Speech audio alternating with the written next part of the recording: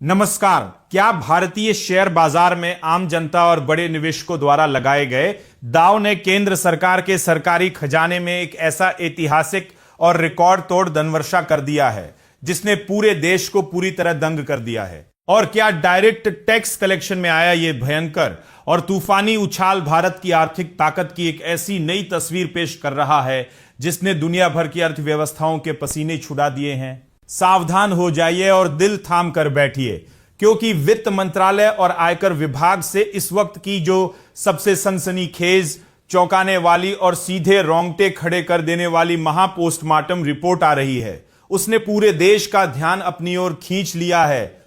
केंद्र सरकार द्वारा 10 अगस्त 2026 तक जारी आंकड़ों के मुताबिक ग्रॉस डायरेक्ट टैक्स कलेक्शन सालाना आधार पर 19.75% की भारी भरकम बढ़त बनाकर 9,55,000 करोड़ रुपए के जादुई आंकड़े पर पहुंच गया है, जबकि रिफंड घटाने के बाद नेट डायरेक्ट टैक्स कलेक्शन में 23.09% का तूफानी उछाल आया है और यह 8,11,000 करोड़ रुपए दर्ज किया गया है।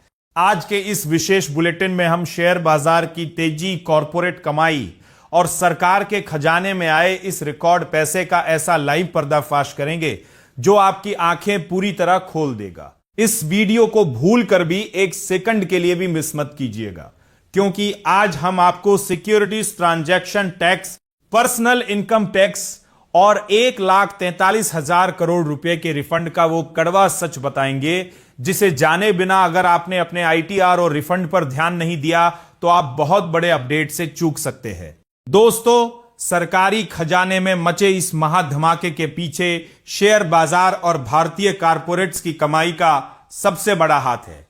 आंकड़ों के मुताबिक कारपोरेट टैक्स से सरकार को सीधे 3,80,000 करोड़ रुपए मिले हैं, जो पिछले साल के मुकाबले 14.45% ज्यादा है।